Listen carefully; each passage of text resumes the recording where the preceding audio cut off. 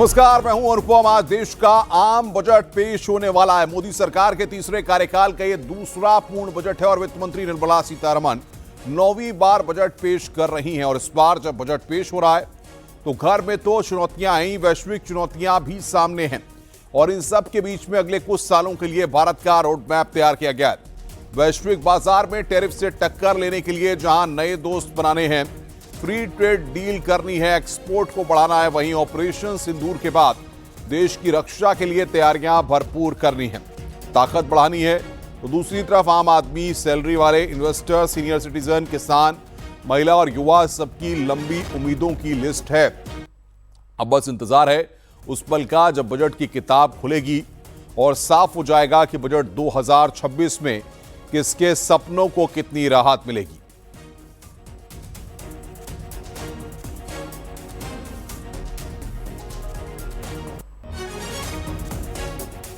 देश के आम बजट का इंतजार खत्म होने वाला है। 11 बजे केंद्रीय वित्त मंत्री निर्मला सीतारमण सदन में बजट पेश करेंगी। वहीं इस समय मैं मौजूद हूं केंद्रीय वित्त राज्य मंत्री पंकज चौधरी के आवास पर, जहां पर भी तैयारियां चल रही। कुछ ही देर में मंत्री सदन की ओर निकलेंगे। हालांकि बात करें इस बार के बजट की तो इस बार कई परंपराएं टूट रही हैं। खासकर स्वतंत्र भारत में पहली बार रविवार को बजट पेश हो रहा है। वहीं जिस तरीके से दुनिया भर में वैश्विक अनिश्चितताएं बनी हुई हैं, उस लिहाज से ये बजट बेहद महत्वपूर्ण माना जा रहा है। खासकर ट्रंप टैरिफ की चुनौतियां हो या वैश्विक संघर्ष चल रहा हो, उस लिहाज से सरकार ने इस बजट में तैयारी की, क्योंकि तमाम चुनौतियों के बाद भी भारत की आर्थिक स्थिति को कैसे गति दी जा सके, यहाँ के विकास को कैसे रफ्तार दी जा सके, उस लिहाज से इस बजट में तैयारियां की गई हैं।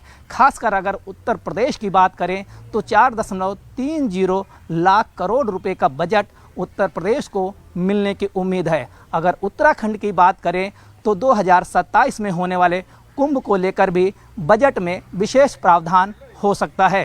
वीडियो न्यूज़ सोनू मंडल के साथ संदीप पांडे, न्यूज 18 दिल्ली।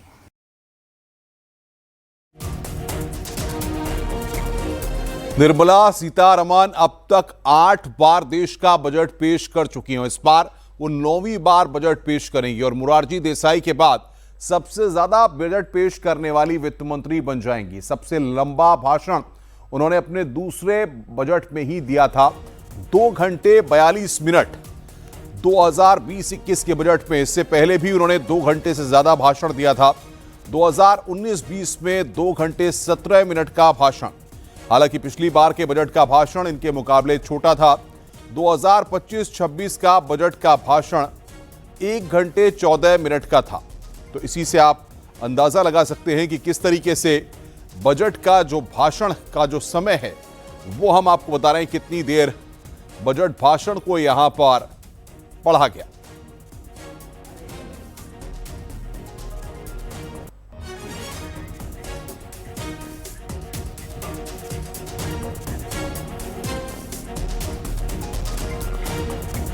केंद्रीय मंत्री जिस तरीके से निर्मला सीतारमण 9वीं बार बजट पेश करने जा रही हैं, अब सबकी निगाहें इस ओर हैं कि बजट पेश करने के बाद जो जनता की उम्मीदें हैं, उन उम्मीदों पर यह सरकार कितना खरा उतरती है।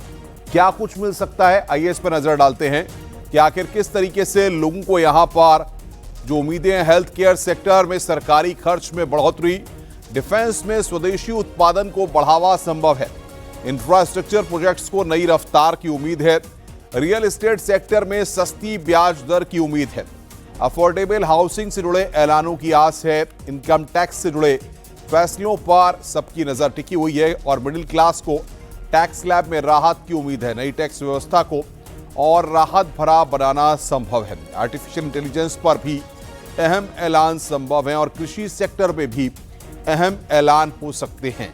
ये सबसे महत्वपूर्ण बात है, क्योंकि जिस तरीके से अलग अलग सेक्टर्स पर फोकस किया गया है, ऐसे में इस बार वित्त मंत्री के पिटारे से क्या निकलने वाला है, ये यहां पर देखना बेहद दिलचस्प होगा। क्योंकि जिस तरीके से उनका अनुभव है वो कहीं ना कहीं मायने जरूर रखता है। और इस बार बजट से आम आदमी को क्या उम्मीद है, आम आदमी बजट के बारे में क्या सोचता है, सरकार से वो क्या उम्मीद लगाकर रखा है, ये सारी चीजें इस बात को बताती हैं कि जब वित्त मंत्री ने इस बजट को तैयार किया होगा, डिस्कशंस हुए होंगे, प्लानिंग हुई होगी, तो उसमें इन सारी चीजों को याद रखा गया होगा, इन सारी बातों को एक छत के नीचे डिस्कस किया गया होगा।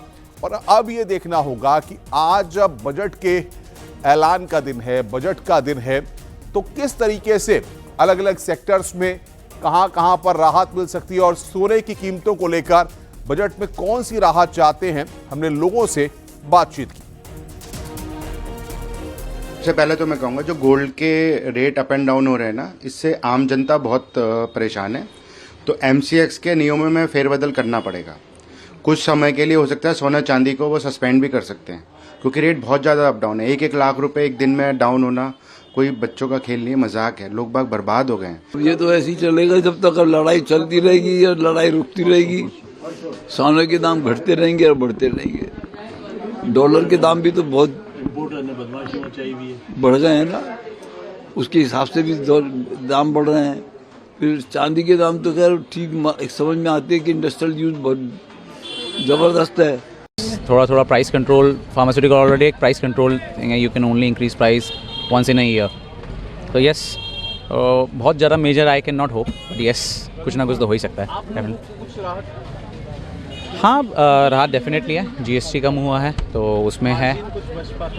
मार्जिन सिमिलर है, जो भी चेंजेस आए हैं GST में वो आपको पास ही करने हैं लोगों को।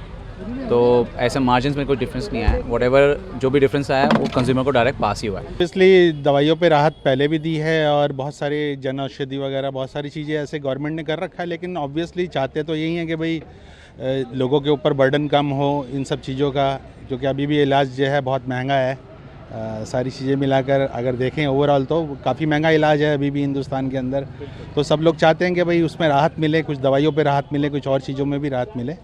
तो उसके अकॉर्डिंगली मैं तो ये कहूँगा कि राहत मिलनी चाहिए और भी ज़्यादा बेहतर रहेगा। चाहता हूँ कि इस पर सरकार कम करे इसका GST, और जो भी है गरीब को सुविधा मिले। काहे कि जो भी इलाज में जो महंगा दवाई है, कैंसर का हो या यूरोलॉजी का हो या किडनी का हो, ये सब दवाई महंगी होती हैं, वो कम होना चाहिए जो कि आम आदमी को फ़ायदा पहुंच सके। कि इस पर GST घटाया गया है, लेकिन मेडिसिन पे उतना ही रेट बढ़ा दिया गया है। कैसे मैं समझा? है जो चीज़ 10 रुपये की आ रही थी उसे 15 रुपये का कर दिया है GST, फिर वो कर दिया है। कोई फ़र्क नहीं पड़ा है नॉर्मल आदमी की। है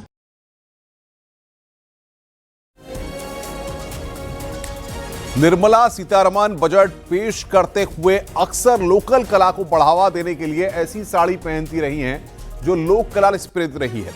अक्सर हाथ से बुनी साड़ियां पहनती रही हैं और बजट से हैंडलूम और टेक्सटाइल हेरिटेज को बढ़ावा देती रही हैं।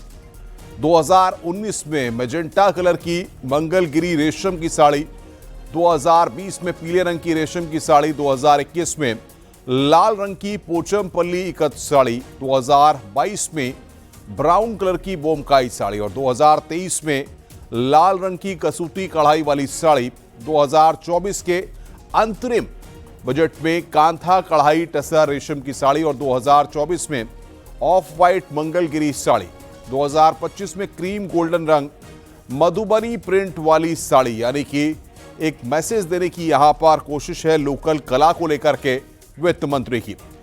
बजट को लेकर के उत्तर प्रदेश के वित्त मंत्री सुरेश खन्ना ने कहा है कि विकास को बढ़ावा देने वाला बजट होगा। उम्मीद करते हैं कि बजट से आम आदमी को ज्यादा फायदा पहुंचेगा। करते हैं कि विकास को बढ़ावा देने वाला बजट होगा, ज्यादा से ज्यादा रोजगार सृजित हो, इसके लिए भी बजट में व्यवस्था जरूर होगी। सर, व्यापारी जिस तरीके से इस बजट को लेकर के काफ़ी उत्साहित भी दिख रहे हैं, उनको लगता है कि इस बार जो बजट है वो व्यापारियों के लिए बड़ा लाभदायक भी दिखने को मिलेगा। देखिए, मोदी जी के नेतृत्व में ही देश चौथी अर्थव्यवस्था बना और लगातार $5 ट्रिलियन की ओर बढ़ रहा है। निश्चय ही वो सेक्टर्स जो आर्थिक स्थिति को मजबूत करें, देश के आम आदमी को राहत पहुंचाएं, इस प्रकार की व्यवस्था पहले से ही रही है और आज भी हम उम्मीद करते हैं कि उद्योगों को बढ़ावा मिलेगा और हर तरह से आम आदमी लाभान्वित होंगे। जब आम आदमी लाभान्वित होंगे तो व्यापारी तो अपने आप लाभान्वित हो जाएगा।